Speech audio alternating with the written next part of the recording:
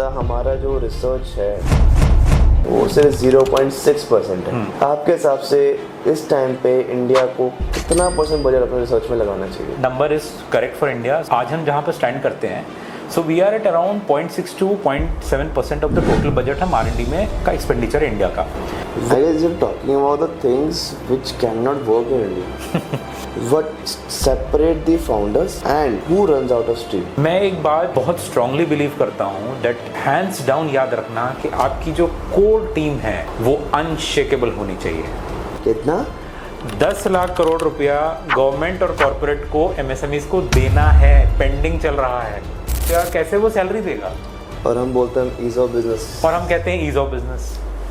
जो अपना business start करने वाले हैं, how they can go for deep tech research based incubation centre as compare to global ecosystem. Incubation center as a concept in India is not new, first of all, but the awareness and the acceptance of an incubation center is still new. आपसे company खोलने के लिए हम ease of business नहीं यहाँ पे बात करेंगे, यहाँ चलाना भी एक बहुत बड़ा चैलेंज है। बहुत बड़ा चैलेंज है।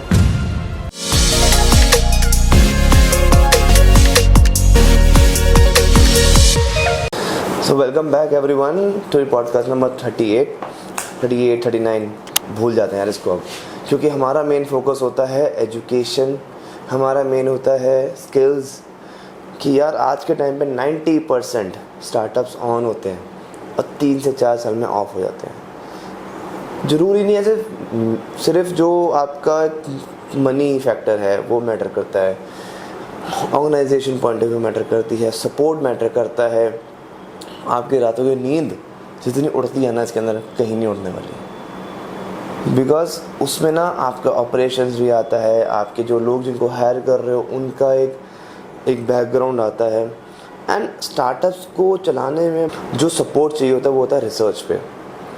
अब रिसर्च कौन करेगा, करके कौन बताएगा, उसे किस तरीके से आगे लेके जाएंगे। आज इन सब चीज़ों पे बात करने के लिए मेरे साथ बैठे हुए हैं Saurabh Tiwari, who heads, who leads and who make the way for the startups through his incubation centers। and आप अगर इनके बारे में रिसर्च करोगे ना, आपको फुल लेंथ ऑफ लिस्ट मिलेगी किन किन स्टार्टअप्स को उन्होंने हेल्प करा। So let's welcome Saurabh Tiwari on our podcast show. Hi Saurabh, and thank you for coming and maybe we show the way to these startups. Hi Kumar, thank you so much for having me, and really happy to be with you. And since we are shooting this on 25th of July और हम दिल्ली में बैठे हैं, so I would like to say through your platform that I support completely the students who are sitting at Jantar Mantar, and उसके कारण जो अब country wide और even now outside country भी अब जो एक इतना बड़ा मूवमेंट ले चुका है, और जो स्टूडेंट्स हैं जो कि एक सोसाइटी का एक वो वाला क्राउड है जो कि पढ़ा लिखा है, ठीक है, एजुकेटेड है, हु नोज कि वो लोग क्या कर रहे हैं और वो एक एक्चुअल प्रॉब्लम का सोल्यूशन मांग रहे हैं, ठीक है, बिल्कुल। They have our full support through your platform. I would like to say that, number 1, and number 2 के the government never expected that this kind of a thing can become so massive, and this is the message and this is the real scenario wherein एक उस category का बच्चा भी इतना enlightened है, इतना aware है आज के टाइम पे कि उसे पता है कि देयर इज अ प्रॉब्लम और मुझे अब उसका सोल्यूशन चाहिए। So I am really happy that this is happening and full support to those students. And actually this is also good thing कि यार ये जेंजीज में आवाज उठाई है। करेक्ट। हम मिलेनियल्स शायद आज तक दब के ही बैठे हुए थे। यस कि यार हम छोड़ो ना, ऑफिस जाना है, यहाँ करना है। उन्होंने कहा नहीं जाना, मत जाओ, हम तो आंसर मांग के रहेंगे, क्योंकि यार लाइफ का सवाल है।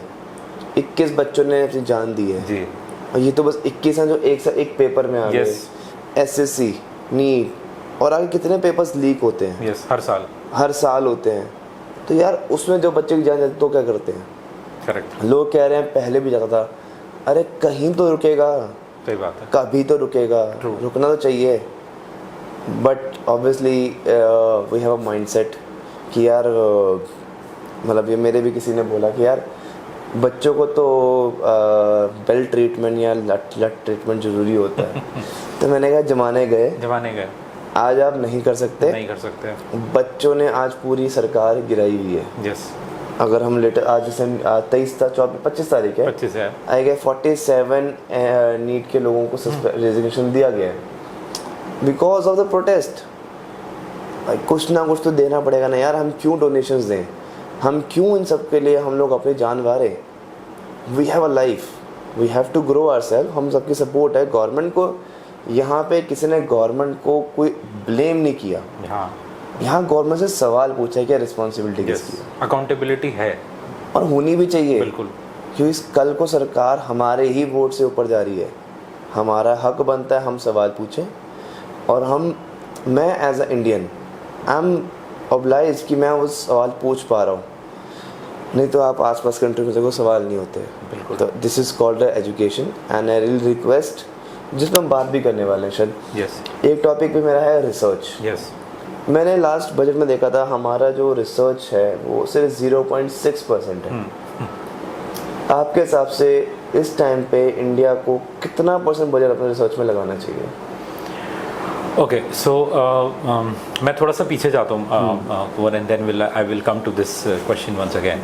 सो एक चीज़ वो है जो अभी जो प्रोटेस्ट वाली बात है, I just finish with one point and ये I would like to share this with the audience and people should know about it. और वो ये है दैट के there is a lot of questions and बहुत सारी रील्स आई थी, lot of people are talking about it कि what is the need of this protest कर क्यों रहे हैं, you know why do you need it? So you know, to all the people जो कि ऐसा सवाल पूछ रहे हैं, they need to understand। और ये और भी पहले बहुत सारे लोगों ने कहा है, बट मैं इसको रीइटरेट करना चाहूँगा कि आज के टाइम पे जो बेसिक ह्यूमन नीड्स और जो बेसिक राइट्स आपके पास हैं वो इसलिए हैं बिकॉज पास्ट में किसी ने प्रोटेस्ट किया था। अगर उन लोगों ने तब प्रोटेस्ट नहीं किया होता तो आपके पास आज वो बेसिक राइट्स नहीं होते। हम और आप इस तरीके से फ्रीडम जो हम आज एंजॉय करते हैं for so many things, for our livelihood, for education, to live the life the way we want, वो नहीं हो पाता। So to answer to all those people is that कि वो प्रोटेस्ट इसलिए ज़रूरी होता है। that's how I would like to close this. Now let us come to why we were assembled here and the thing which we want to discuss today. पहले research के बारे में थोड़ा बात करते हैं, देन फिर मैं स्टार्टअप पे आता हूँ। Okay, so what you said number is correct for India. So आज हम जहाँ पर स्टैंड करते हैं, so we are at around 0.6 to 0.7% of the total budget हम R&D में का एक्सपेंडिचर है इंडिया का। Now if you look at the global numbers, अगर आप US की बात करते हो, जर्मनी की बात करते हो, तो वहाँ पे अराउंड 3% है। यू कम टू चाइना और इस तरीके की जो कोरिया और इस तरीके की जो डेवलपिंग और डेवलप्ड के बीच की जो कंट्रीज हैं, अगर आप उनकी बात करते हो, they are somewhere near to 2.4-2.5% पे हैं वो लोग। ठीक है, now looking at China which is actually the manufacturing hub of the world, true, and it is known for that, उसके बाद भी उसके बजट का 2.5% है। Now, चाइना के बजट का 2.5% is a very huge number in terms of R&D, in spite of the fact कि वो एक मैन्युफैक्चरिंग हब है। ठीक है, नाउ इसमें the question what you have raised is very right and it is definitely something जो कि हर साल डिस्कस होता है। हर साल बहुत सारे ऐसे सेक्टर्स हैं जो कि डिमांड करते हैं that definitely there should be more money allotted, more money disbursed for the development and the research part. And on top of it a country like India, जहाँ पर हमारे पास रिसोर्सेज की कमी नहीं है, हमारे पास इंटेलेक्चुअल नॉलेज की कमी नहीं है, और we are one of the youngest countries of the world. अगर आप इंडिया का डेटा देखोगे in terms of the young population, so हमारा जो एवरेज है that comes to around 28.7 years. 28-29 ऐसा कुछ। Exactly, so to be precise it is 28.7 years. So we are very young country. इतनी यंग कंट्री अगर अपने पॉपुलेशन को, अगर अपने एजुकेटेड क्लास को शुरू से ही अगर रिसर्च में डाल देगी, तो इमेजिन के वी एज अ कंट्री हम कहाँ पहुँच सकते हैं। बहुत। So that is really something जो कि डेफिनेटली होना चाहिए। ठीक है, नाउ अब इसको हम थोड़ा सा और आगे इंटीग्रेट करते हैं और ये समझने की कोशिश करते हैं कि ये इतना कम क्यों है और ये बढ़ेगा कैसे। Kunwar, now let's come to the point जो कि स्टार्टअप वाली बात आपने करी। Now, first of all, let me start this conversation with the definition of a startup. Now this is something which is so much of talked about, but actual startup होता क्या है, right? उसको लेकर के बहुत सारे मिसकंसेप्शंस हैं, people are confused, even जो कि एक सीनियर लेवल पर लोग होते हैं उन्हें भी बहुत क्लैरिटी नहीं है that what is the technical definition. So technical definition जो कि हमें पढ़ाया गया as a subject, I would like to share that, and that is that number one, are you trying to solve a problem? That's the first criteria, that अगर आपका startup, अगर आप बोलते हो कि वो एक स्टार्टअप है, तो उसमें एक प्रॉब्लम होना चाहिए जिसको कि आप सॉल्व करने की कोशिश कर रहे हो. That's number one. Number two होता है कि उस पर्टिकुलर स्टार्टअप में आपका एग्जिट स्ट्रेटजी क्या है फॉर द इन्वेस्टर, ठीक है? एग्जिट स्ट्रेटजी क्या है, ठीक है ना? और तीसरा जो टेक्निकल डेफिनेशन आ जाता है स्टार्टअप का, वो ये होता है कि आपकी जो स्केलिंग है क्या वो मल्टीफोल्ड है या नहीं है. सो स्टार्टअप इज नॉट समथिंग कि जहाँ पे कि आप बात करते हो कि ओके मैं 30% नेक्स्ट ईयर ग्रो कर लूंगा या 40% ग्रो कर लूंगा. No, it has to be in multiples of 2x, 3x and 10x. So this is the actual technical definition of a startup. कई जगह पर एक और बात as a startup की definition में involve होती है, और वो ये है that if you say that your business is a startup, there has to be some technology involved. True. तो ये 3-4 मेजर क्राइटेरियाज हैं जो कि ये डिफाइन करते हैं कि वो एक स्टार्टअप है या नहीं, राइट? सो इफ अगर ये 3-4 चीजें इन्वॉल्व हैं, then you can say that okay it is a startup. तो ये एक इंपॉर्टेंट चीज है समझना उन लोगों के लिए जो कि बोलते हैं कि वो स्टार्टअप वर्ल्ड में जा रहे हैं या फिर वो एक स्टार्टअप करना चाहते हैं. So this is what a startup clearly defines. Now when we have established कि ये एक स्टार्टअप की एक डेफिनेशन ये हो गई, अब हम इस पे आ जाते हैं कि अब ये पूरा इकोसिस्टम वर्क कैसे करता है, ठीक है? एंड जब इस इकोसिस्टम को मैं एक्सप्लेन करूंगा, उस पर फिर मैं इस क्वेश्चन पे आऊंगा कि जो आपने पहले पूछा था कि 90% फेल होते हैं. Now to answer your question, the fact says yes, 90% of them actually fail. Now पहले तो इसका मैं थोड़ा सा प्रीमाइस में जाता हूँ कि जब एक स्टार्टअप बनता है तो उसके अराउंड कौन सा इकोसिस्टम वर्क कर रहा होता है. स्टार्टअप्स में आज के टाइम पे इंडिया पे if you say if I talk some good numbers, so we are now the third in the world in the ecosystem of startups in terms of volumes. So अब हम तीसरे number पर पहुंच चुके हैं in terms of volumes. Now that is a good part to here.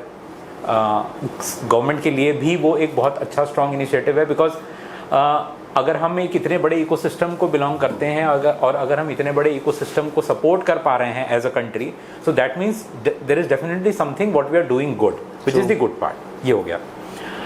अब आ जाता है कि स्टार्टअप जब एक बिल्ड हो रहा होता है या फिर जो एक स्टार्टअप का पूरा जो इकोसिस्टम है उसके आसपास कितने सारे स्टेक होल्डर्स हैं. सो अगर कोई मुझसे पूछता है तो मैं बिलीव करता हूँ रियलिस्टिक सिचुएशन देने में, तो मैं सबसे पहले कहता हूँ कि जो सबसे पहले स्टेक होल्डर है वो आपकी फैमिली है. बिल्कुल, ठीक है. लेट्स नॉट, मुझे जार्गन्स बिल्कुल पसंद नहीं है, ठीक है? तो let's go with the fact कि सबसे पहले तो आपकी फैमिली है, ओके?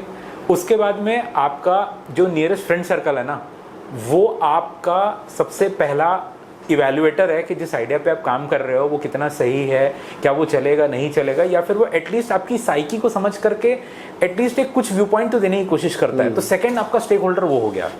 तीसरे आपके होते हैं जो कि आपके बिलीव्ड या फिर ट्रस्टेड सीनियर्स या मेंटर्स जिनको आप मानते हो, ठीक है? तीसरे वो होते हैं. चौथे होते हैं कि आप अपने बिजनेस रिलेशंस में उस आइडिया को लेकर के जा रहे हो, ठीक है?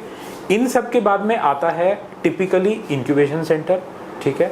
अगर आप एक मेट्रो में हो तो आई एम श्योर कि अगर आप दिल्ली, बॉम्बे, बैंगलोर इस तरीके की किसी भी मेट्रो में हो तो incubation centres play a very important role. उसके बाद में फिर आपके एडवाइजरी पैनल आ जाता है. उसके बाद में आपका मेंटरशिप आ जाती है, जो कि सीरियस बिजनेस मेंटरशिप की मैं बात कर रहा हूँ. और फिर उसके बाद में आपके इन्वेस्टर्स और फिर स्ट्रैटेजिक अलायंसेज आ जाते हैं.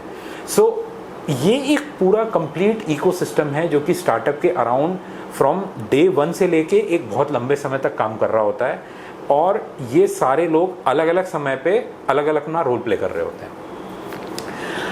So this is about the situation जो कि स्टार्टअप्स में होती है. अब हम आ जाते हैं टू द पॉइंट जो कि which was very direct and very true के most of them fail. Now अब हम थर्ड तो बन गए वर्ल्ड में in terms of the numbers, ठीक है?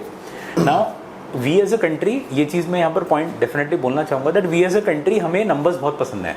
बड़े बड़े नंबर्स दिखाना हमें बहुत अच्छा लगता है, and that is really something जिस पे कि गवर्नमेंट भी बहुत वर्क कर रही होती है और वो ऊपर से ही ड्राइव हो रहा होता है, and that is the reason we love to show that.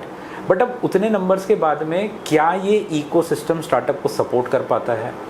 अगर वो इकोसिस्टम स्टार्टअप को सपोर्ट कर रहा है तो फिर 90% क्यों बंद हो रहे हैं? ठीक है, ये क्वेश्चन आ जाता है।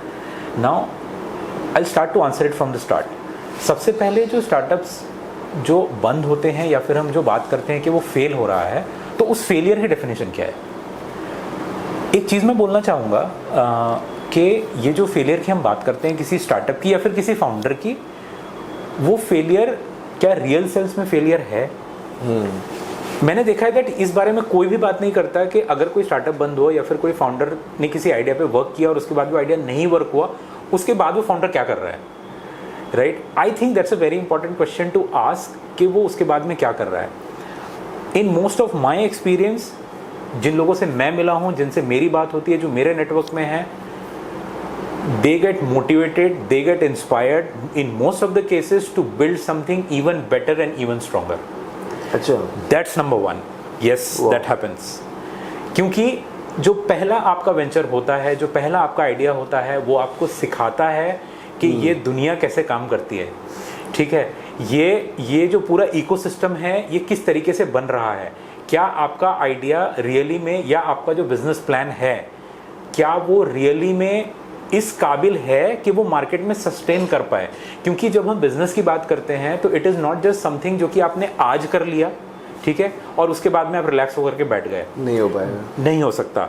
बिजनेस इज समथिंग जो कि सो मैनेजमेंट में एक बहुत अच्छी सेइंग है that business is riding a bicycle, you can't stop, you have to keep running, you have to keep pedalling, you have to keep cycling. ठीक है, तो जो फेलियर का डेफिनेशन है, फेलियर का डेफिनेशन रियल टर्म्स में तब आता है जब एक फाउंडर या फिर एक स्टार्टअप सब कुछ छोड़ करके, उस मार्केट को छोड़ करके परमानेंटली चला गया। That is the real sense of failure. But in most of the cases I have scene and I know that जब आपका कोई आइडिया फेल भी हो गया या फिर ठीक से वर्क नहीं कर पाया, तो यू नो, तो मैं आपको ये शेयर करना चाहूँगा कि जो स्मार्ट फाउंडर्स होते हैं या फिर स्मार्ट बिजनेस ओनर्स होते हैं, दे पिवट, ठीक है, वो अडाप्ट करते हैं अपने आप को। ट्रू। एंड वैसे भी ये चीज़ I say this to most of the young founders या फिर ऐसे भी लोग जो कि नया बिजनेस स्टार्ट कर रहे हैं, मैं उनसे ये कहता हूँ कि अगर आप मार्केट में अपनी अडाप्टेबिलिटी को सस्टेन नहीं करोगे तो आप वैसे भी बिजनेस मत करो, आप पहले ही बंद कर दो। बिकॉज ऑनेस्टली आप पहले ही बंद कर दो, बिकॉज मार्केट, जब आप मार्केट में उतरते हो अपना प्रोडक्ट लेके, सर्विस लेके या अपने आप को भी लेकर के, market test you in variety of ways. You will never know कि कौन सी चीज़ कब आएगी। हो सकता है आपने कोई बहुत अच्छा प्रोडक्ट बनाया, सर्विस बनाया, गवर्नमेंट रेगुलेशन ही चेंज हो गया, उसमें तो आपकी कोई गलती नहीं है, वो तो आपको बिल्कुल भी नहीं पता था। अब आप मेरे को ये बताओ कि एक सिंपल सी बात, जब कोविड आया, ठीक है, उस टाइम पर बहुत सारे लोगों ने हॉस्पिटैलिटी और फूड बिजनेस चालू किया था। True. Everything close down. Now you as a founder और you as a business owner, अब ये ओनस आप पे आता है कि क्या आप मार्केट के हिसाब से अडाप्ट करने तैयार हो, क्या आप उस पोजीशन में हो, क्या आप उस सिचुएशन में हो वेरेन आप ये बोल रहे हो कि नहीं, ओके, वर्क नहीं किया, बट अब मुझे ये तो सब कुछ पता चल गया कि क्या चीज़ वर्क नहीं करती है, कैसे, और उसको कैसे वर्क करवाना है, और उसको वर्क कैसे करवाना है। ट्रू। ठीक है, so failure in real terms, failure in absolute terms is something what people need to understand कि फेलियर होता कब है। और अगर आप मेरे यू नो नॉलेज में और मेरे बिलीफ में मैं मानता हूँ कि अगर कोई फाउंडर या बिजनेस ओनर अपने आप को अडाप्ट करने तैयार है, पिवट करने तैयार है और मार्केट के हिसाब से चीज़ों को चेंज करने तैयार है, तो टिपिकली वन डे ही और she is going to get successful. True. There is, I don't have a iota of doubt on it, it is going to happen. अगर आपने ना काफ़ी रियलिटी चीज़ बोली है एंड उसमें कोई काउंटर क्वेश्चन नहीं है, क्योंकि एक्चुअली जो चीज़ें होती हैं हम लोग भूल जाते हैं। क्योंकि मैंने जितने लोगों से बात करता हूँ या कर रहा हूँ, they all are very good auditor, they very good businessman and but they forget a little small thing. अगर ये चेंज हो गया, पॉलिसी चेंज हो गई, तो नेक्स्ट स्टेप क्या है या उसका बैकअप क्या है। So I am just giving example कि एक मेरे किसी पॉडकास्ट पे एक गेस्ट आए थे, not take his name over here, but उन्होंने एक प्रोडक्ट बनाया था गन्ने के जूस से या गुड़ से, सॉरी जैगरी से उन्होंने कप बनाया है, ईडेबल कप। उनके पास ऑर्डर्स हैं बट उनके पास फंड्स नहीं है बनाने के। अब मेरे को लगता है यार अच्छी रिसर्च सब कुछ है किया, पर जैसे हम बात कर रहे थे कि यार बिकॉज ऑफ मनी और मैनेजमेंट, अब ना वो पैसे अरेंज कर पा रहे, ना वो आगे चला पा रहे, प्रोडक्ट बना हुआ ना वो बेच पा रहे।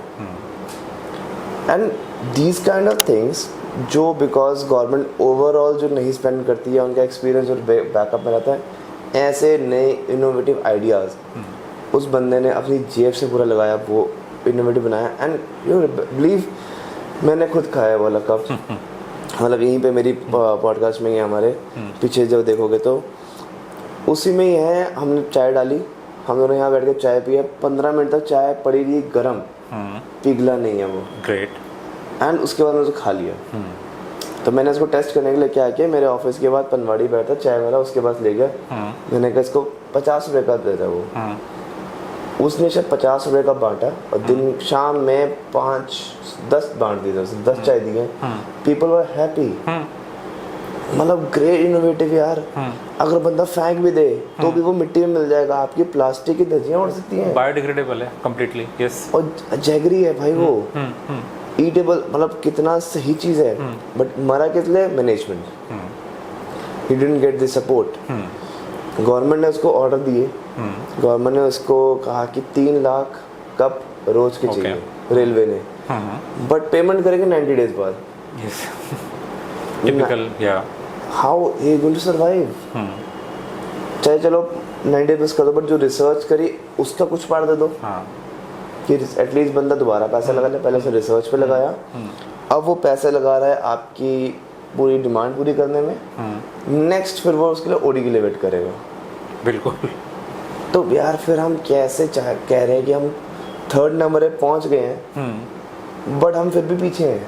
Yes, true. आई गेस ये सबसे बड़ी मुझे एक इंडियन उसके अंदर एक हार में लगती है यार, at least we should be very, मतलब क्या बोलूँ उसमें, मेरे को वर्ड थोड़ा सा इसमें जा रहे हैं, या सिंपैथी होनी चाहिए हमारी ऐसे स्टार्टअप्स के लिए कि जो प्रॉब्लम सॉल्वर तो हैं, बट कैसे उनको माया करते हैं।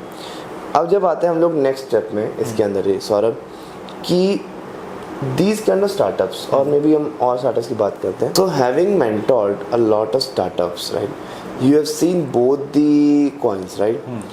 What separate the founders and who actually scale, and who runs out of steam, right?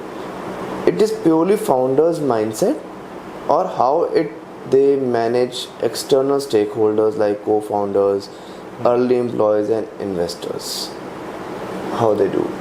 Okay, so first of all, one good example जो आपने इससे पहले दिया about the company which was having edible cups, उस पर मैं next इस पे आके थोड़ा सा उस पर कमेंट करूँगा। Before that what you just shared के जो फाउंडर्स होते हैं वो एग्जैक्टली क्या करते हैं और हमें उन्हें बेसिकली करना क्या चाहिए।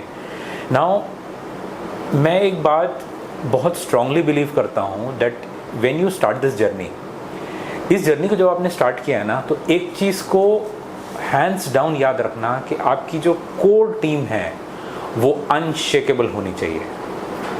जो आपका को फाउंडर है, जो आपका जो एकदम जो फर्स्ट लेवल के जो 2-3 जो मेजर जो लोग होते हैं वो अनशेकेबल होने चाहिए, नंबर 1। एंड नंबर 2, उनका बिलीफ सिस्टम, 2-3 जितने भी लोग हैं उनका बिलीफ सिस्टम इतना स्ट्रांग होना चाहिए कि चाहे कोई भी प्रॉब्लम आए, कोई भी एम्बिग्विटी आए, कोई भी कंफ्यूजन आए, उनके बीच में कंफ्यूजन नहीं होना चाहिए। ट्रू।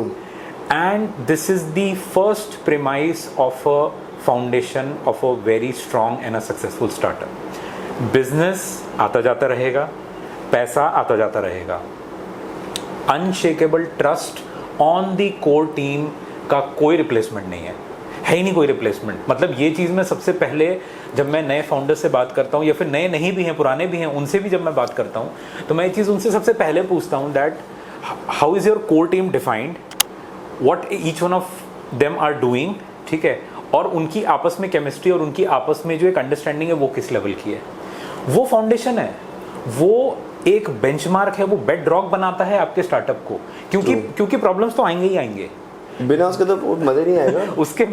उसके बिना लाइफ है नहीं। चाहे आप कोई भी चीज़ इनिशिएटिव लोगे, प्रॉब्लम तो आएगा ही आएगा, वो चीज़ तो कभी नहीं जाएगी, बट वो जो अनशेकेबल ट्रस्ट है वो आपको इंश्योर करता है कि जो आपके हिकअप्स आने वाले हैं, हर्डल्स आने वाले हैं, वो आप साथ में मिलकर के सॉल्व कर लोगे, ठीक है ना। अदरवाइज इस चीज़ को लोग बहुत ये एक अनशेकेबल सी चीज़ है जिसको कि मैं सबसे ज़्यादा इंपॉर्टेंस देता हूँ जब मैं स्टार्टअप से बात कर रहा होता हूँ। अगर ये आपका सॉलिड हो गया, ठीक है, इसके बाद आपका इंपॉर्टेंट ये है कि आप दोनों तीनों जितने भी आपके को फाउंडर्स हैं, उनका विजन अलाइंड है या नहीं है। अब विजन अलाइंड का मतलब क्या होता है? विजन अलाइंड का मतलब ये नहीं होता है कि आप तीनों ने मिलकर के पिच डेक बनाया है ठीक है, ये उसका मतलब नहीं होता है। विजन अलाइंड का मतलब ये होता है कि do all of you want to make a great product और do all of you want to make a good company, big company, और all of you are interested in making money. अब ये अलग अलग विजन्स हैं, ठीक है ना, ये सेम नहीं है। तो and I ask this question to young founders और जो बिजनेस करने आ रहे हैं कि आप पहले ये डिसाइड कर लो, श्योर हो जाओ कि आप करना क्या चाहते हो। क्या आप बड़ा बिजनेस बनाना चाहते हो? क्या आप एक बहुत ही यूनिक प्रोडक्ट बनाना चाहते हो? या फिर आप रियली में या फिर आप सोसाइटी की हेल्प करना चाहते हो फॉर दैट मैटर। तो ये जो विजन्स है ना, ये अलाइंड होना बहुत ज़्यादा ज़रूरी है। And I have seen that जब ये सवाल मैं लोगों से पूछता हूँ तो people start looking here and there, and जो फाउंडर्स हैं वो एक दूसरे को देखने लगते हैं, और ये चीज़ होने लगती है कि दैट अरे यार ये तो हमने कभी सोचा नहीं, बिकॉज मैं तो सोच रहा था कि हम शायद बहुत पैसे बनाने वाले हैं और दूसरा ये कह रहा होता है कि नहीं मैं तो एक ऐसा यूनिक प्रोडक्ट बनाऊंगा जिसको कि देख करके एवरीबडी विल बी अमेज्ड। तो ये सेकेंड पॉइंट है दैट कि आपका जो बिजनेस विजन है, जो आपका मोटिव है, कि आप जिस रीज़न से बिजनेस कर रहे हो वो अलाइंड है या नहीं है। ये बहुत ही इंपॉर्टेंट पॉइंट है। दूसरा हो गया। तीसरा जो कि मैं जिसको इंपॉर्टेंस देता हूँ वो ये है that as a group, as a team, are you really solving a problem और नॉट। क्योंकि स्टार्टअप की जो हमने इनिशियली जो डेफिनेशन भी देखी थी, और स्टार्टअप के बारे में अब जब हम इतना बात करते हैं तो ये बहुत इंपॉर्टेंट है समझना कि आप रियली में कोई प्रॉब्लम सॉल्व कर रहे हो या नहीं कर रहे हो, और इसीलिए उसको स्टार्टअप की टेक्निकल डेफिनेशन में भी डाला गया है। And that is the reason, आपने इससे पहले भी सुना होगा, मैं इसको फिर से रीआइटरेट कर रहा हूँ कि वो MBA चाय वाला और बीटेक चाट वाला जो चीज़ है वो ट्रू क्यों नहीं है, because it is still an entrepreneurship, वो स्टार्टअप नहीं है, ठीक है ना।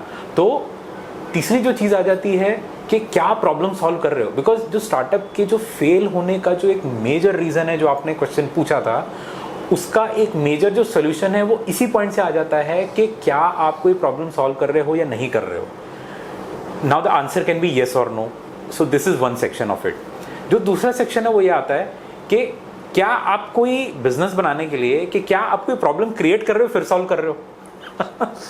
This is also something, because ये भी बहुत हो रहा है मार्केट में, ये भी चीज़ बहुत हो रही है, एंड इसके कारण लोग कंफ्यूज हो जाते हैं, लोग सही डायरेक्शन में जा नहीं पाते, लोग सोचते रहते हैं कि यार हम तो प्रॉब्लम सॉल्व कर रहे हैं, फिर हमें बिजनेस क्यों नहीं आ रहा।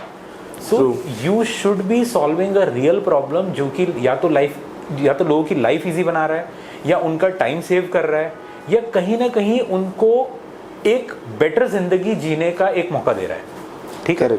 सो आई फील कि अगर हम ये जो 3 चीज़ें मैंने बोली हैं, अगर इन 3 चीज़ों को स्टार्टिंग में ही अलाइन कर देते हैं, तो मोस्ट ऑफ दी स्टार्टअप्स का जो फाउंडेशन है, मोस्ट ऑफ दी स्टार्टअप्स का जो एक बेडरॉक बन जाता है, वो इतना स्ट्रांग हो जाएगा कि क्योंकि आने वाले टाइम में हर्डल्स आने वाले हैं, प्रॉब्लम्स आने वाले हैं, ये जो भी मेरे से आके मिलता है मैं उसको पहले ही बता देता हूँ, ठीक है। तो वो होने वाला है। तो if you have solve this problem, most of the problems and most of the things are already sorted.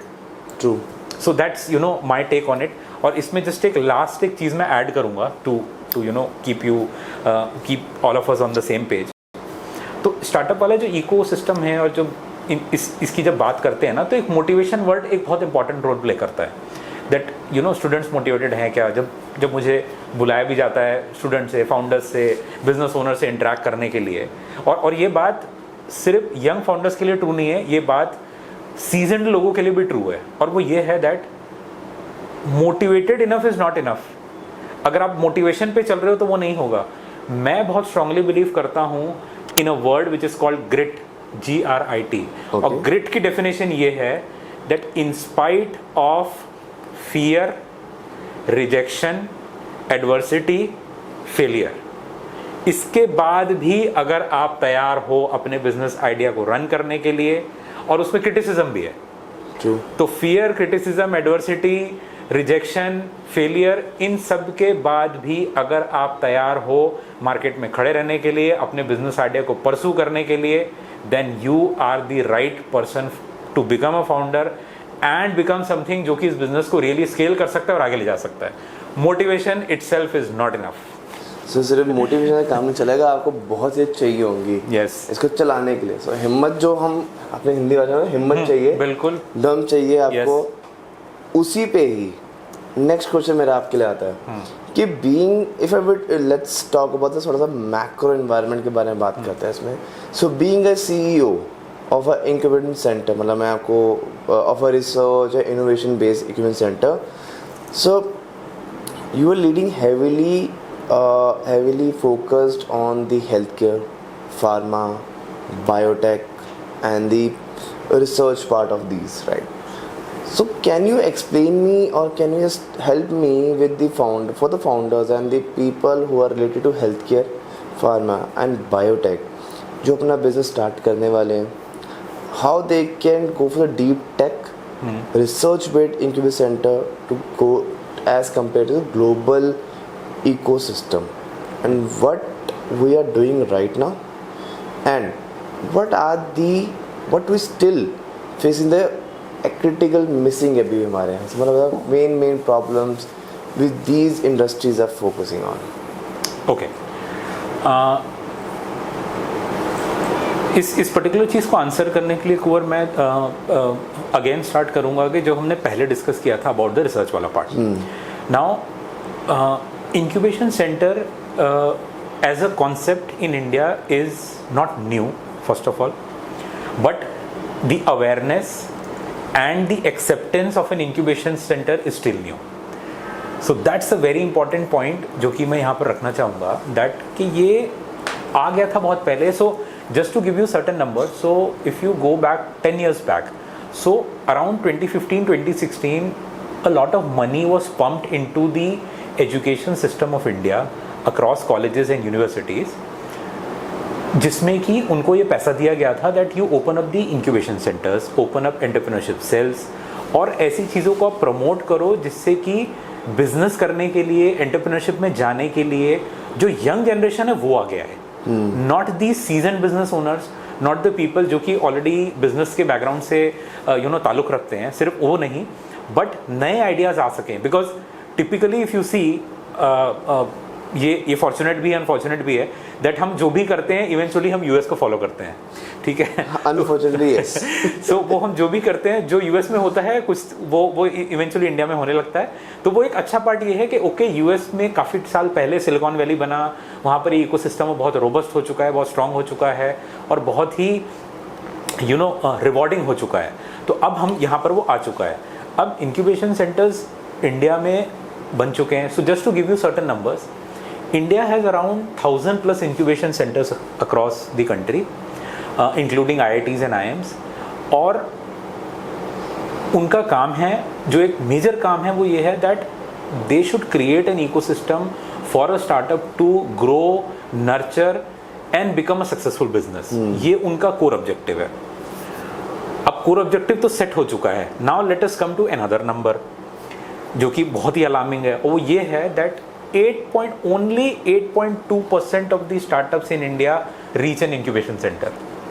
वो नंबर 10 भी नहीं है, वो 10% भी नहीं है, वो out of 100 it is, वो सिंगल डिजिट रह गया. वो सिंगल डिजिट नंबर है that only 8.2% of the startups reach an incubation center. Now ये एक बहुत ही alarming नंबर है. और बहुत ही अजीब बात है कि 1000 प्लस इंक्यूबेशन सेंटर्स होने के बाद में ये सिचुएशन क्यों है. अब एक और नंबर है, वो ये कहता है कि okay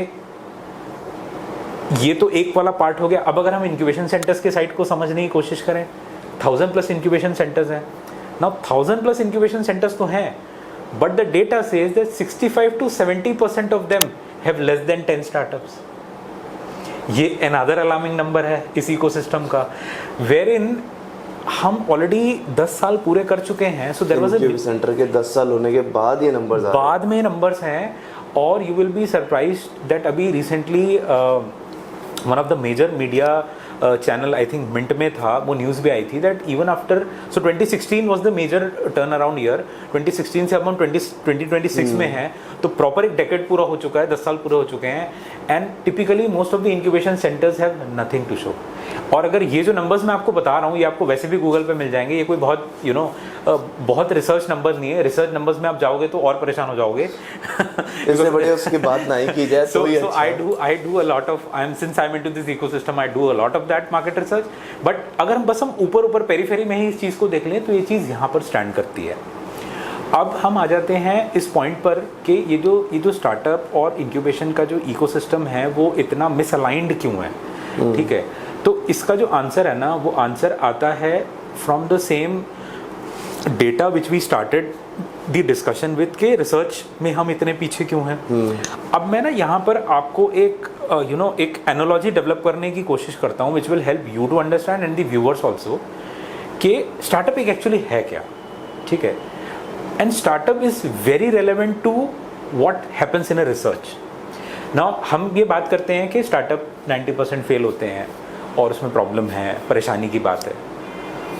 but let us take a step back and think about this fact कि ये जो स्टार्टअप का जो फेलियर रेट है, it is as per design. ये चिंताजनक बात नहीं है, it is as per design. Because अगर आप एक नए आइडिया की बात करते हो तो एक नया आइडिया है क्या? नया आइडिया एक रिसर्च ही तो है. आप रिसर्च ही तो करने की कोशिश कर रहे हो. आप एक नए आइडिया को, एक नए बिजनेस को मार्केट में क्या वो वर्क करेगा, क्या वो वायबल होगा, क्या वो कोई प्रॉब्लम सॉल्व करेगा, यही तो चेक कर रहे हो. यही होता है. एग्जैक्टली यही चेक कर रहे हो. तो it is as per design, it is definitely as per design. तो इसीलिए अगर कोई स्टार्टअप फेल होता है, कोई आइडिया फेल होता है, तो हमें उसको बिल्कुल भी गलत तरीके से लेने की ज़रूरत नहीं है. As an ecosystem I would like to appeal this to the people who are listening to this कि प्लीज़ इस चीज़ को उस तरीके से मत लो कि ये आइडिया फेल हो गया. एटलीस्ट वो मार्केट में ट्राई हुआ, चेक हुआ और हमें ये समझ में आया कि ओके ये चीज़ नहीं चल सकती बिकॉज ऑफ दिस रीज़न.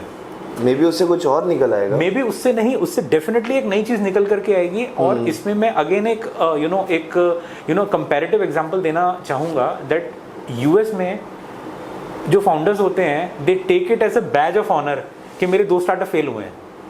क्या बात कर रहे हो? Exactly that is the situation. They say this and they say that it is a badge of honour कि मैंने 2 चीज़ें ट्राई करी थी, उसमें ये चीज़ें फेल हुई थी, उसमें मैंने ये चीज़ें लर्न करी थी, और अब उसके बाद मैं इस तीसरे वेंचर पे काम कर रहा हूँ जिसमें कि मैंने ये सारे प्रॉब्लम्स को सॉल्व किया है. And I am so confident कि मैं इस चीज़ को डेफिनेटली सक्सेसफुल लेकर जाऊँगा. That is such a huge change in the mindset of the ecosystem. I guess you're talking about the things which cannot work in India.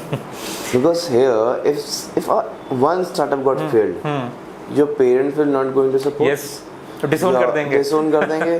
Then let's come to the investors. Yes. And the ex-colleagues. They will say, okay, what you did with your life? You have wasted your life, right? I guess as a badge of honor. It is not a badge of honor, it is a badge of the failures in India. In India, yes. So I guess this need to be changed.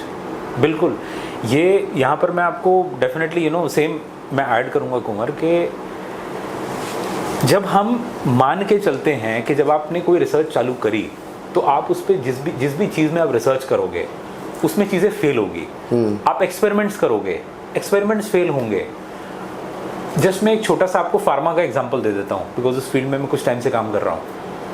एक new drug को commercial होने में human use के लिए at least 10 साल लगते हैं. At least 10 साल लगते हैं. And that is acceptable in the market. और जो पूरी ग्लोबल फार्मा इंडस्ट्री है वो इस बात को जानती है. उन्हें पता है कि 10 साल लगते हैं. 10 साल एटलीस्ट लगते हैं. Testing and all proofs everything, proofs, IP, regulatory, government के स्टैंडर्ड्स, सब चीज़ को मेंटेन करते करते 10 साल एटलीस्ट. मैं बोल रहा हूँ, मैं बार बार एटलीस्ट बोल रहा हूँ कि 10 तो लगेंगे ही लगेंगे. उसके ऊपर कितने लगेंगे you never know. So when we know that anything which is based out of research is going to take that much amount of time, why don't we allow and why don't we give the same leverage to startups as well, the same leverage to founders as well? You should be, मतलब मैं इस पे एक ना बहुत ही basic unit पे आ जाता हूँ, मैं फैमिली लेवल पे आ जाता हूँ, जो आपने बात बोली कि पेरेंट्स ही डिसाइड कर देंगे, बाकी तो आप छोड़ दो.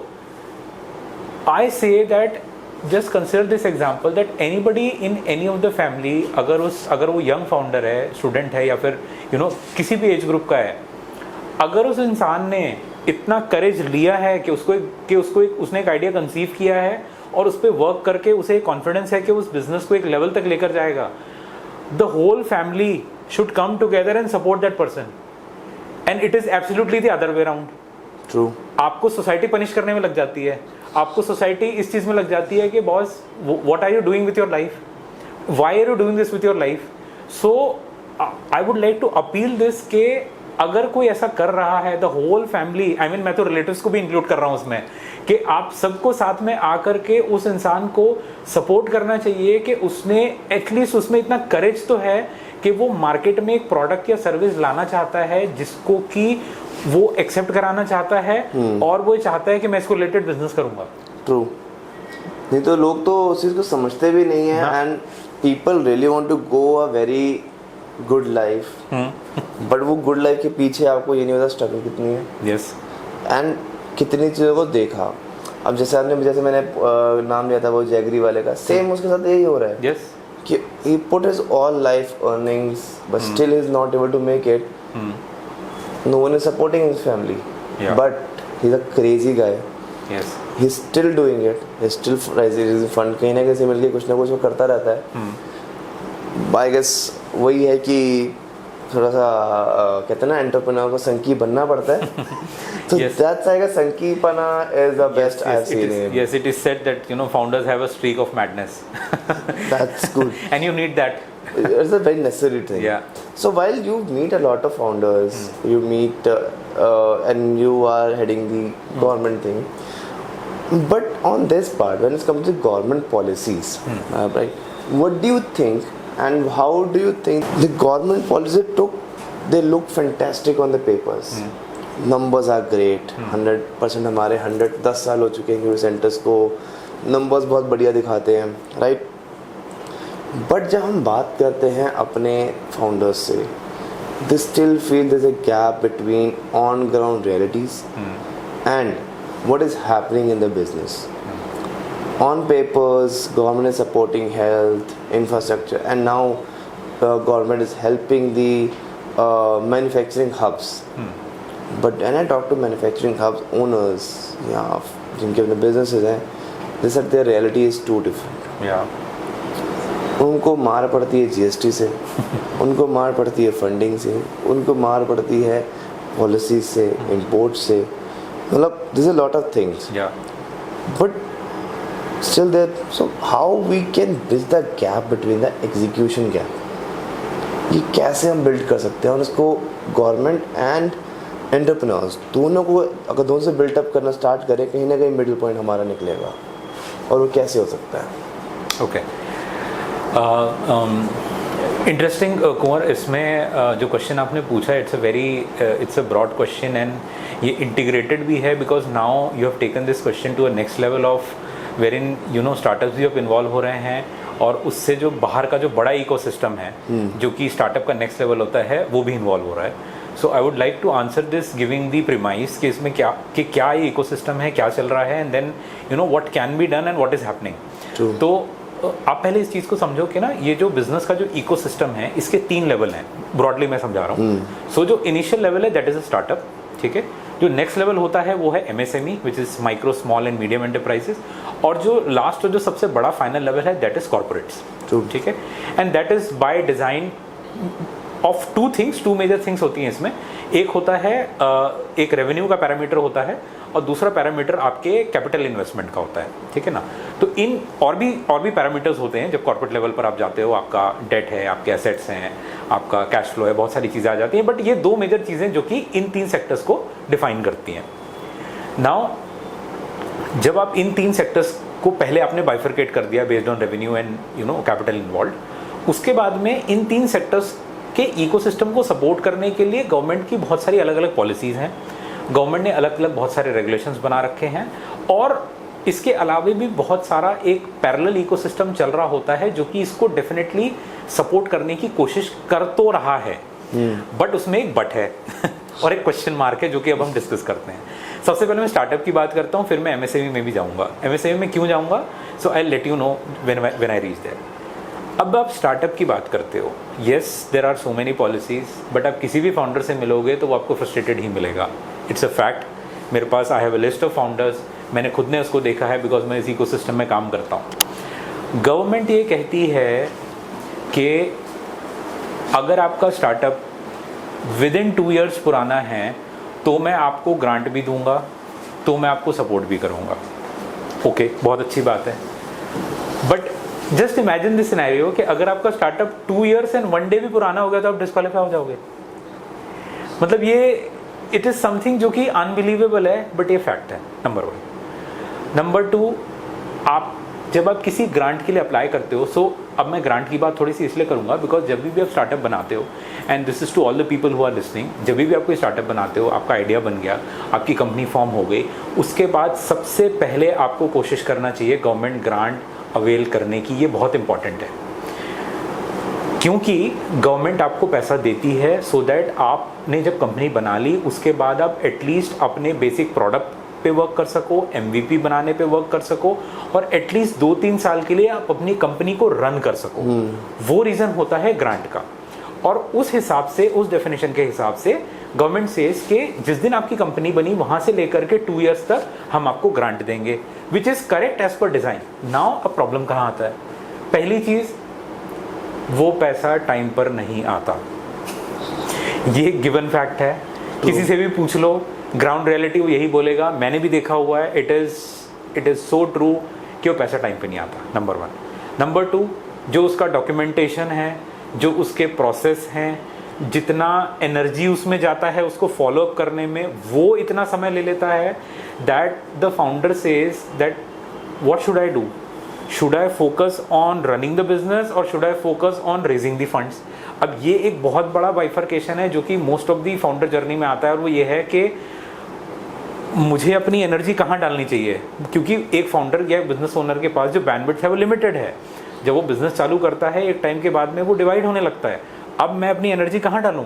मैं पैसा लेकर आऊँ या मैं कस्टमर को लेकर आऊँ? मैं पैसा लेके आऊँ या मैं कस्टमर को लेके आऊँ?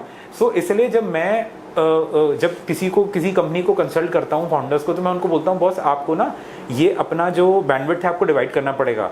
May be one or two founders have to focus on raising the funds and 1 or 2 have to focus on getting the customer and getting the business। तो ये रियली में एक मेजर चैलेंज है। उसके बाद अगर आपका समझ लो कोई एप्लीकेशन है वो रिजेक्ट भी हो गई है, वो रिजेक्शन भी आपको बहुत दिन बाद आता है। Correct. So the problem is that कि ये जो ग्रांट को अवेल, ऐसा नहीं है कि ग्रांट मिल नहीं रहे हैं, ग्रांट मिल रहे हैं, ठीक है, बट उसमें बहुत सारे इतने सारे फैक्टर्स इन्वॉल्व हो जाते हैं। Right time, right place, right time, कौन सा ऑफिसर उस टाइम पर बैठा हुआ था, कब आपकी फाइल टाइम से प्रोसेस हो गई, फॉर्चुनेटली उस टाइम पर कोई और रेगुलेशन तो नहीं आ गया, ठीक है, कोई वॉर की सिचुएशन तो नहीं आ गई, बिकॉज जनरली इस तरीके की जो आती है, हाँ तो आती है, तो इस तरीके की चीज़ें गवर्नमेंट बंद कर देती है, ठीक है ना। तो अभी जैसे कुछ टाइम पहले जब ये ईरान वाली सिचुएशन चल रही थी, पिछले 8-9 महीने से काफ़ी टाइम तक ये जो फंड थे वो लिक्विडेट नहीं हो रहे थे। इट वॉज हैपनिंग, और गवर्नमेंट उस पैसे को कंट्रोल करके रखती है बिकॉज इमरजेंसी के लिए वो पैसा यूज़ होता है, विच इज़ करेक्ट। बट इसके अलावा भी प्रोसेस रिलेटेड, ब्यूरोक्रेसी रिलेटेड इतनी सारी चीज़ें हो जाती हैं दैट आप परेशान हो जाओगे, एक फाउंडर परेशान हो जाएगा कि यार मेरे तो 2 साल खत्म होने वाले हैं। So you know when I am talking to people, when I am consulting companies, मैं उनको बोलता हूँ बॉस आप एक काम करो, first of all work on your idea, build your product and understand your business, उसके बाद कंपनी बनाना। Because the day you make the company your meter is down.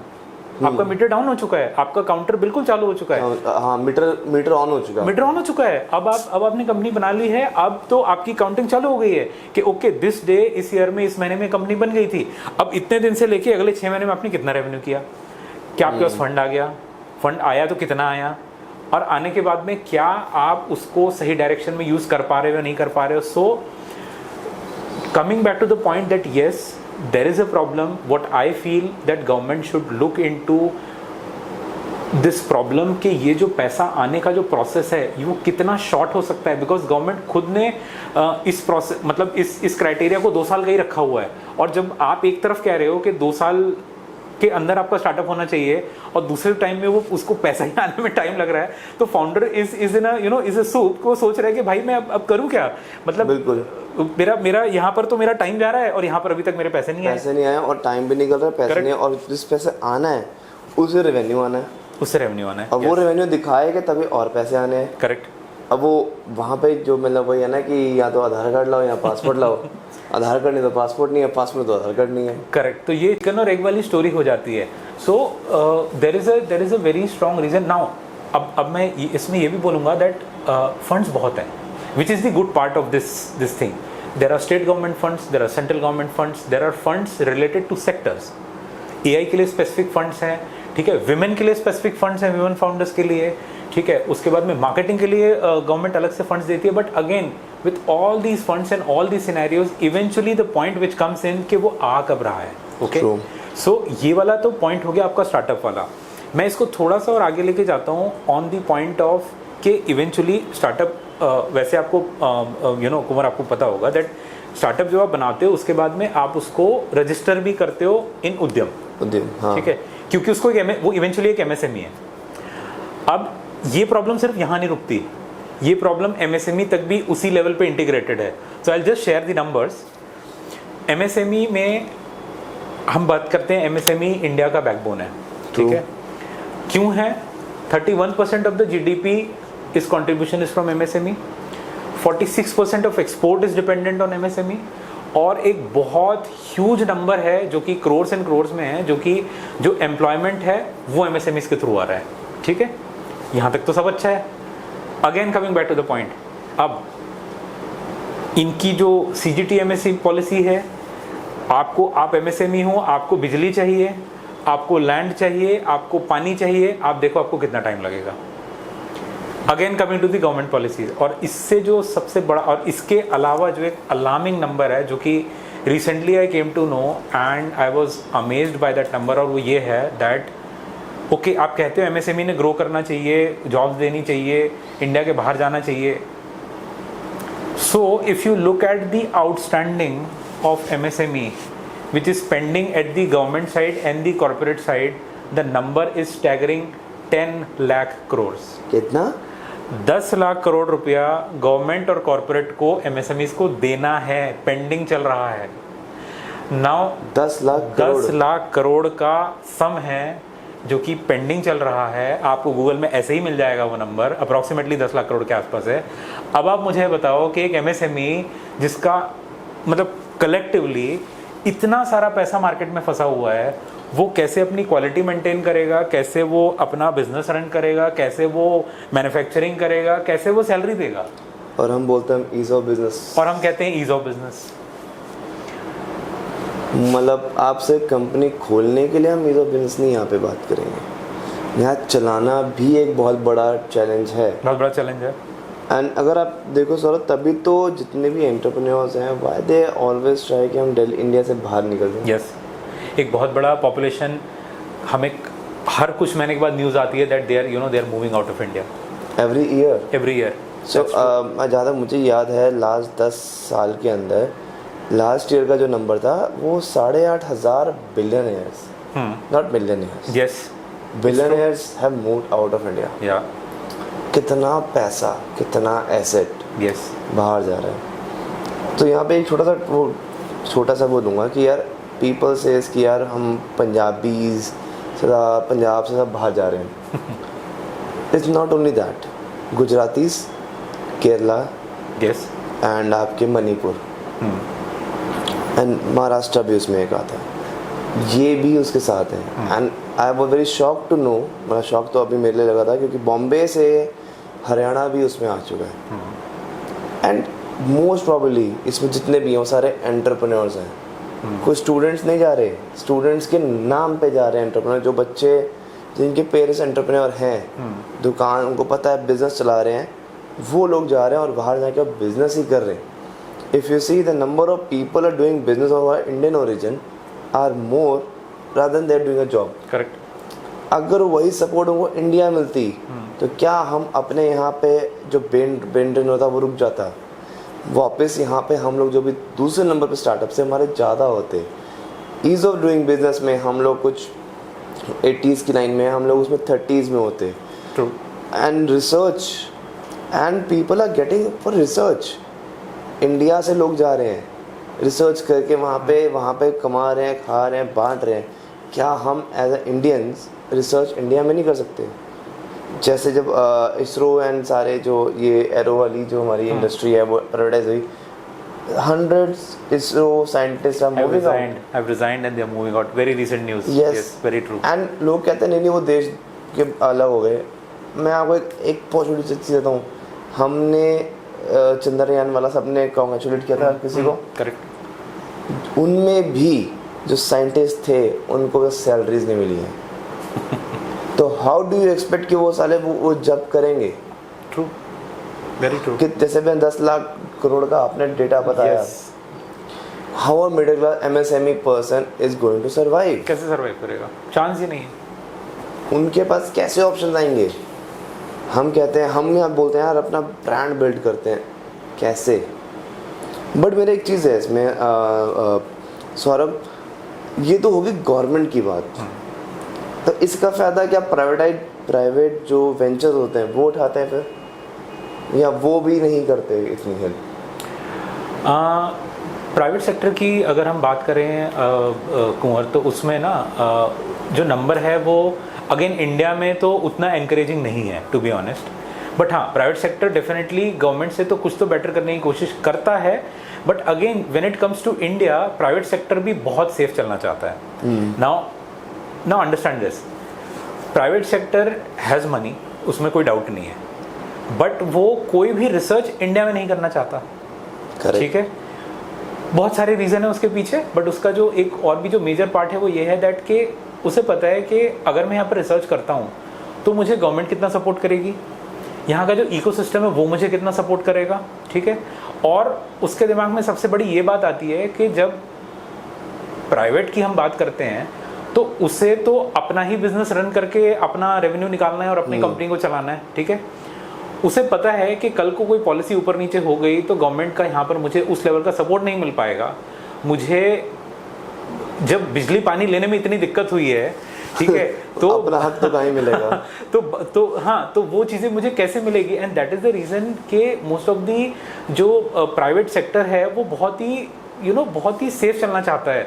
वो ये चाहता है कि मैं कोई नई चीज़ ट्राई ना करूं, मैं उसी चीज़ में पैसा इन्वेस्ट करूं जो कि इस कंट्री में और इस इकोसिस्टम में ऑलरेडी रन कर रही है. So what you see is just the duplicacy of everywhere what is happening.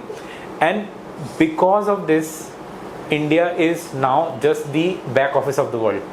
हमें back office of the world कहा जाता है.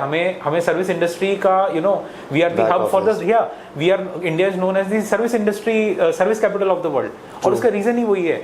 But again the problem stage there कि हम एज अ कंट्री उतना स्ट्रांगली ग्लोबल लेवल पे अगर हम सुपर पावर की बात करते हैं, हम तब तक नहीं कर सकते जब तक हम जो 2 मेजर पिलर्स हैं which is manufacturing and R&D, उस पे कोई मेजर ब्रेक थ्रू नहीं करते. हम सर्विस के बेसिस पे तो इस यंग क्राउड को और जो यंग जनरेशन आ रहा है उसको यहाँ पर नहीं रोक पाएंगे. इंडिया में चांस ही नहीं है, बिल्कुल भी नहीं रोक सकते. बिकॉज जो इंडिया में आ भी रहा है, जो हम देखते अपना देख भी रहे हैं, प्रोटेस्ट चल भी रहा है, यार वो भी यही चीज़ मांग रहे हैं. यस, कि something new to with in. हमने क्या न्यू रिसर्च करी है? अगर पिछले कुछ सालों में देखो इंडिया में कोई न्यू रिसर्च नहीं है. जितनी रिसर्च जो इंडिया में हो सकती है, जो सपोर्ट हो सकता है, वो चीज़ नहीं है. बस हम लोग उसको बस बेटर करते जा रहे हैं, कुछ से कुछ बेटर कर रहे हैं बस. That's it. छोटा सा एग्जांपल AI का ही ले लो ना. हमारा अपना कहाँ है? इवेंचुअली हम India, what is India? India is just the playground and the research center for rest of all the AI companies. True. The more you use ChatGPT, the more you use Claude. आप कर क्या रहे हो? आप India का सारा data बाहर भेज रहे हो. बाहर भेज रहे हैं. हम यही तो कर रहे हैं. क्यों? हमारा अपना एक AI मॉडल नहीं है. हमें टैलेंट की कोई कमी नहीं है, कोई प्रॉब्लम नहीं है. ये क्वेश्चन मतलब मैंने इससे पहले भी कितने बार लोग पूछ चुके हैं कि that why it is not happening, why the government, why the big business owners, why the conglomerates are not supporting the talent to have a robust and Indian made AI ecosystem. Why not? But I guess that because Indian doesn't want to, मतलब Indian government want to control the data but doesn't want to support the data. कि Indian government को चाहिए कि यार सब कुछ हमारे control में रहे, बट जहाँ इन्वेस्टमेंट की बात आ जाएगी वो वहाँ पहुँचेगी नहीं, उसके लिए पैसा लगाना पड़ेगा. Yes. सो अगर मैं ये जो थोड़े से एक रैपिड फायर काइंड ऑफ पूछता हूँ आपसे Nariya, what is the best piece of advice you have received from a person about a business? जो फर्स्ट थिंग मेरे दिमाग में अभी कुंवर आ रही है वो ये है कि मतलब वो एक्चुअली एडवाइस नहीं था, it was something you know, it was just came out of a discussion. So I was travelling to some city from Delhi and I was travelling with one of my seniors and you know we just landed at an airport, or we were just waiting to get our luggage, and out of the blue he asked me that, Saurabh, what do you think and why do you think that the people sitting at the top are paid so much? I thought हाँ मतलब because वो इतना experience है, इतने senior हैं, and you no इतना सारा वो काम करते हैं, and you know that is the reason जिसके कारण वो इतने ज़्यादा पेड हैं. तो he said, are you sure, would you like to answer this again? I thought for some time. I said, more or less I think यही reason है. He said, Saurabh, the reason why the people sitting at the top are paid so much is because of the risk they carry on their head. The money is for the risk. If something happens wrong, अगर कोई चीज़ haywire होती है, अगर कोई चीज़ गलत हो जाएगी, they are accountable, they will be responsible, and the money is paid for the risk. So I think that is still with me. वो मेरे दिमाग में हमेशा आता है, और you know that is something which I will say that you know I think advice बोलो या learning बोलो, but it is there. So money is a power. Yeah. Money is a power. Yes, very much, very much. Okay. So one book that every Indian entrepreneur should read. Hands down, The Outliers. Compulsorily, Outliers. That is one book which every Indian entrepreneur should read without fail. That is the real eye opener. And I would like to recommend one more book, और वो है How to Lie with Statistics. मतलब numbers को लेकर के आप झूठ कैसे बोल सकते हो? Manipulative. Yes, very manipulative. Using the numbers. It's not story. Using the numbers. और वो बहुत छोटी सी बुक है. वो बुक पढ़ोगे, that's another eye opener, that आपको पता चलेगा कि गवर्नमेंट्स और ये सारे लोग कैसे नंबर्स को यूज करते हैं. So मतलब जो अगर कल को आप देखोगे कि नंबर्स को मैनिपुलेट किया हुआ है, राइट, वो कैसे हुआ था, कैसे वो हुआ था? ये बुक बता देगी आपको. Yes, very true. Third one. Yeah. What is the biggest myth with this today's podcast is going to be burst? You're talking in terms of startups? Yep. Okay. So एक चीज़ मैं बोलूँगा कुंवर के, and I have found it very relevant, और वो ये है that our obsession of having a unique idea in the startup is something which I personally feel कि वो उतना बड़ा important नहीं है. You know, you can have a very generic idea, but your execution can be amazing. So I think that is something which I say that okay, even if you have a very basic idea, but you will win if your execution is robust. Okay. If you would go back and one piece of advice you want to give your 25-year-old version. एक ही चीज मैं बोलूंगा, भाई इतना late क्यों किया business चालू करने में, तभी चालू कर लेना चाहिए था. That is something which I feel every day, that you no ये जो मैं अभी कर रहा हूँ, मतलब मैं कुछ तो चालू कर लेता, you know, and you know why I you know did something, कुछ गलतियां करता, कुछ मिस्टेक्स करता, यू नो मुंह की खाता गिरता, बट कर देना चाहिए था. I mean that is really something which I want, which I think every day today, that कुछ भी कर लेता, you know, but yes, that is something which I would say to myself. इसको सुनने के बाद मुझे लग रहा है कि मैं गलती तो नहीं कर रहा हूँ अभी तक. It's been long. पता चले मेरा भी कल को जाके मैं आपके एज पे आके बैठ के मैं बोल रहा है जल्दी कर लेना चाहिए था. I think this, you know, every day, almost every day. So I guess this is for a message for everyone and for the youngsters. Job कर रहे हो, that's good. You're just living your life, but if you want to enjoy your life, I guess business is the one thing. And मैं ये नहीं कह रहा कि सबको ही business करना है क्या और job छोड़ के करना है. Correct Go for a side hustle. Start. तो मैं आज ही आते हुए ना किसी की रील देख रहा था तो शायद मेरे दिमाग में वही चल रहा है जो द रॉक हम सबके फेवरेट रेसलिंग में रहे.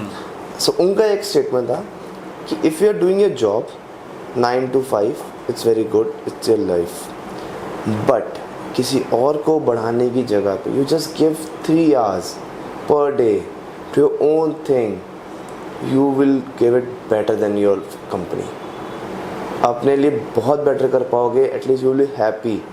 Otherwise at the age of 50-56 when you have nothing to do, तो आपको लगेगा यार अपने लिए कुछ कर लेंगे, सो दैट आज कंपनी में लात मार दे तो दे हैड अ रिप्लेसमेंट. मेरी कंपनी में मेरे कोई रिप्लेसमेंट नहीं था. And it's a very good thing which somebody have told me अब, when it's come to your children, right, as a businessman their children will start the business where you have left it. Yes. But when you are a service, he has to start all again From the scratch. from the scratch. Yeah. He is able to just capture your network, Yeah. not the net worth. I don't know, you know, Kumar, I would just like to add here, I don't know why ये चीज़ें parents नहीं सिखाते हैं India में. आई mean ये जो point आपने बोला है that you will start from the time where your father left. I mean ये इतनी बड़ी चीज़ है that you know it gives you the edge, it gives you at times वो आपको कहीं पर फर्स्ट मोर एडवांटेज दे देगा, कहीं पर वो आपको पैसे से बेनिफिट दे देगा, कहीं पर नेटवर्क से बेनिफिट दे देगा. बट हैंड्स डाउन कोई इसमें कोई रिप्लेसमेंट नहीं है. You are already 20 years ahead of rest of the people. A lot. So why not to use that thing? Yeah. And अगर आज भी नहीं किया, आपके पेरेंट्स सर्विस क्लास है, आप अभी भी सर्विस क्लास हो, you have the opportunity, you have to work.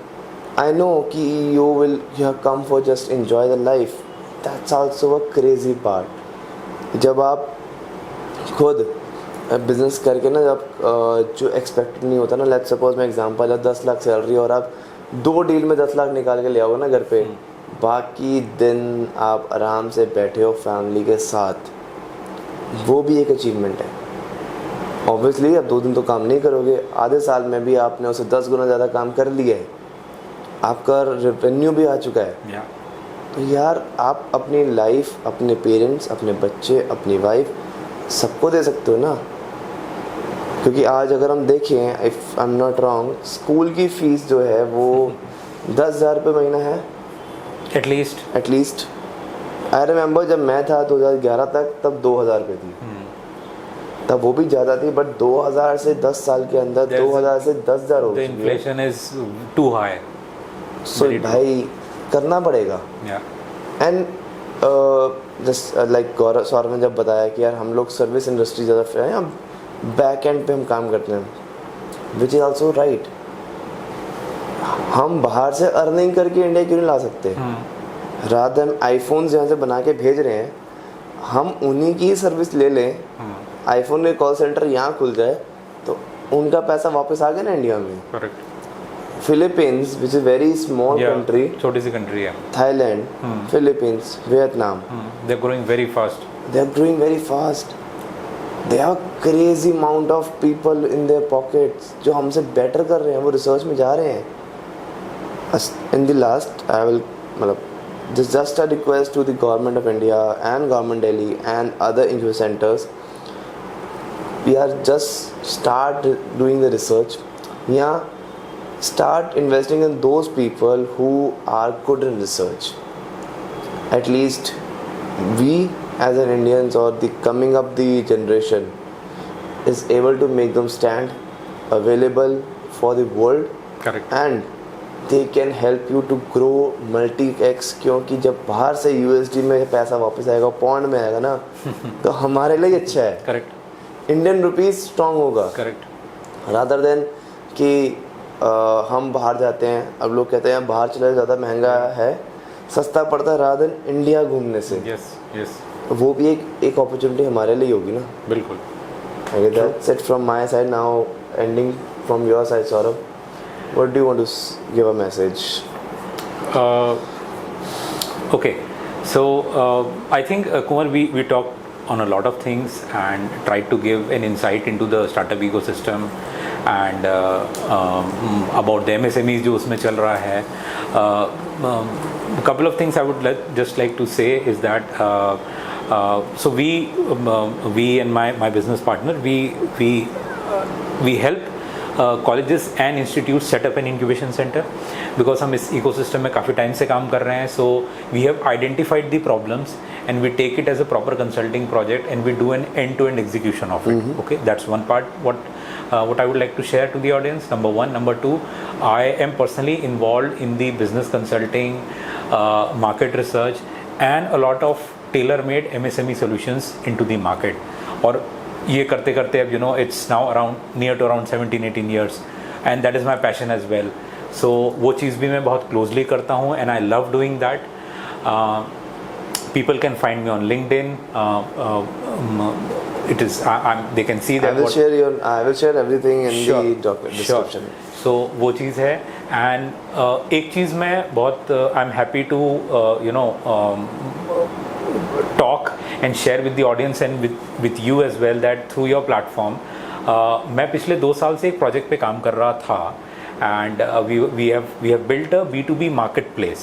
Okay, and उसको करीब 2-2.5 साल पहले बनाना स्टार्ट किया था because I am into the B2B space for a very long time. I know the problems of B2B market और especially जो tech companies हैं और वो कंपनीज़ हैं जो कि उस इकोसिस्टम में काम कर रही हैं जहाँ पर उनको विजिबिलिटी नहीं मिल पाती, उनको बिजनेस अलायंसेस नहीं मिल पाते and they are keep struggling from the problems. तो हमने एक प्लेटफॉर्म बनाया है जिसका पहले तो नाम कुछ और था but now we market research हमने करी, हमने उसको मार्केट में रन किया and now it is ready and through your platform I would like to launch it. It is called www.bizrec.com. So it's like it's a short form for business requirement or business request. So the name. So भी हमने ऐसे रखा है that it's catchy and once you आज हम जहाँ पर start इसके बारे में सुनोगे तो आपको समझ में आ जाएगा कि 0.62% of the total budget हम R&D में exactly. So that's expenditure B2B marketplace and I'm happy that I am launching it through your platform and you can see it on the screen. और उसके बाद में this is also something through which we are trying to solve the problem. जैसा आपको मैंने पहले भी कहा था. So that's all from my side, Kumar.